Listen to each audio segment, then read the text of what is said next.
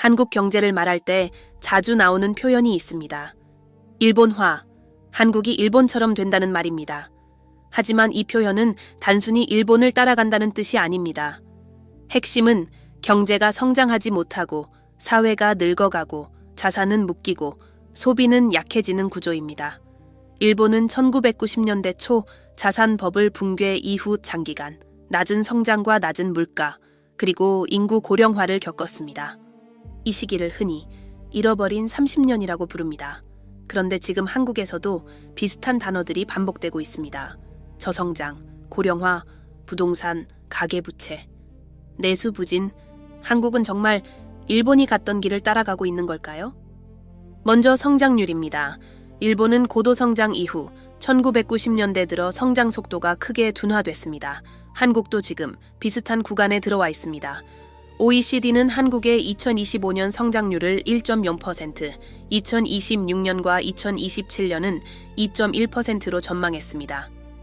한국은행도 2025년 성장률을 1.0%, 2026년은 1.8%로 전망했습니다. 이 수치는 한국 경제가 당장 붕괴한다는 뜻은 아닙니다. 하지만 과거처럼 3%, 4%, 5%씩 빠르게 성장하던 시대가 끝나가고 있다는 뜻입니다. 문제는 여기서 시작됩니다. 성장이 느려지면 기업은 투자를 조심하고 가계는 소비를 줄이고 청년은 미래를 더 불안하게 봅니다. 성장률 숫자는 작아 보이지만 그 숫자가 낮아지는 순간 사회 전체의 기대가 바뀝니다. 일본의 장기 정체에서 가장 중요한 요인 중 하나는 인구 구조였습니다. 일할 사람은 줄고 부양해야 할 사람은 늘어났습니다. 한국도 이 흐름이 더 빠르게 진행되고 있습니다. 한국은행은 2025년 6월 한국 경제가 일본의 장기 정체와 닮아가고 있다고 경고하면서 저출산과 빠른 고령화를 핵심 요인으로 지적했습니다. 일본은 자산 버블 붕괴 시기와 맞물려 저출산과 고령화가 진행됐고 그 결과 노동 투입 감소와 잠재 성장률 하락 압력을 받았습니다. 한국은 총인구가 이미 2020년부터 감소하기 시작했습니다. 일본보다 더 빠른 속도로 인구 구조가 흔들리고 있다는 분석도 나옵니다. 2025년 한국 합계 출산율은 2024년 0.75에서 0.80으로 올라갔지만 여전히 OECD 국가 중 유일하게 1.0 아래에 머물고 있습니다. 출생아 수는 2025년 25만 4,500명으로 늘었지만 사망자가 출생아보다 10만 명 이상 많아 인구 감소는 계속됐습니다. 즉, 출산율이 잠시 반등했다고 해서 구조가 바뀐 것은 아닙니다. 청년 인구는 줄고 노년층은 늘고 복지와 연금 부담은 커집니다. 이 흐름은 경제 전체를 천천히 무겁게 만듭니다. 일본의 장기 침체는 부동산 버블 붕괴와 깊게 연결되어 있습니다. 1980년대 후반 일본은 부동산과 주식 가격이 급등했습니다. 하지만 1990년대 초 버블이 꺼지면서 가계와 기업의 자산 가치가 흔들렸고 은행 부실과 소비 위축으로 이어졌습니다. 한국도 부동산과 부채 문제가 경제 구조의 중심에 있습니다. 한국의 가계부채는 GDP 대비 매우 높은 수준입니다. CEIC 자료 기준으로 한국의 가계부채는 2020년 12월 기준 명목 GDP의 91.7%였습니다. 2021년 9월에는 107.9%까지 올라간 적도 있습니다.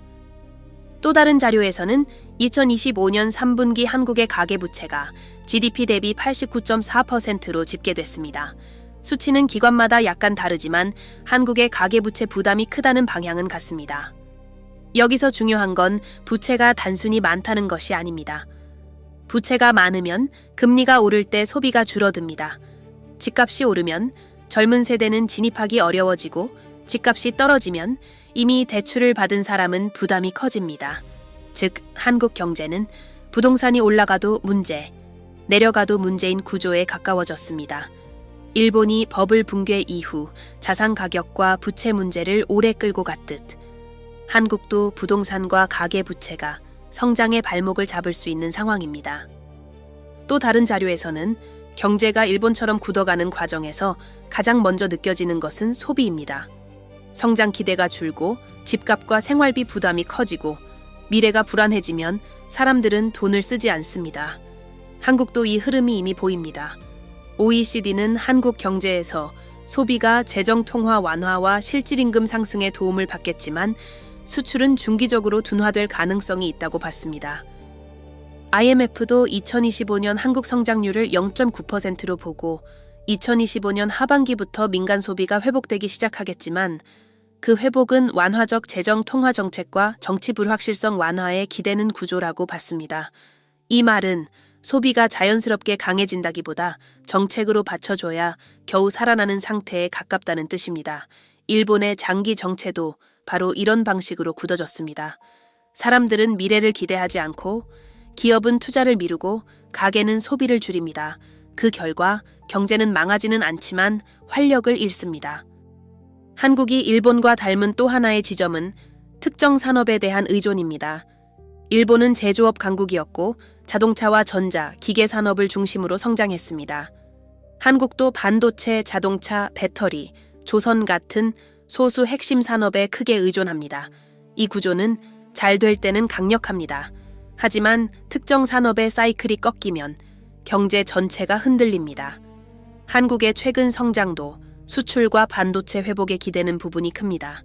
문제는 수출 대기업은 버티는데 내수 자영업자와 일반 가게는 체감을 못하는 구조입니다.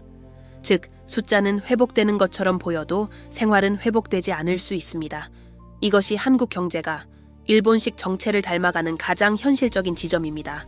성장은 있는데 체감이 없습니다. 그럼 결론은 무엇일까요? 한국이 일본과 완전히 같아진다고 말할 수는 없습니다. 한국은 일본보다 디지털 전환 속도가 빠르고 반도체 같은 전략 산업을 가지고 있으며 노동시장 참여 확대와 정책 조정 여지도 남아 있습니다. OECD도 한국이 여성과 고령층의 노동시장 참여 확대를 통해 고용을 유지할 수 있다고 봤습니다. 하지만 위험한 점은 분명합니다. 한국은 이미 저성장, 고령화, 부동산 부담, 가계부채, 내수 부진이라는 일본식 정체의 재료를 상당 부분 가지고 있습니다. 즉, 한국이 일본을 닮아간다는 말은 감정적인 비유가 아닙니다. 구조적으로 보면 비슷한 압력이 쌓이고 있다는 뜻입니다. 일본의 잃어버린 30년은 어느 날 갑자기 시작된 것이 아닙니다.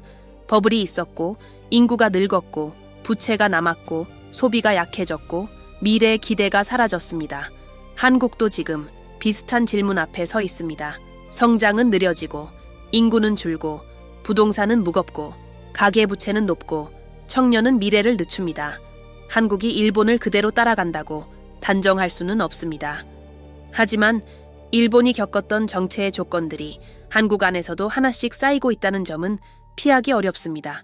그래서 이 질문은 단순한 비교가 아닙니다. 한국은 일본을 닮아가는가?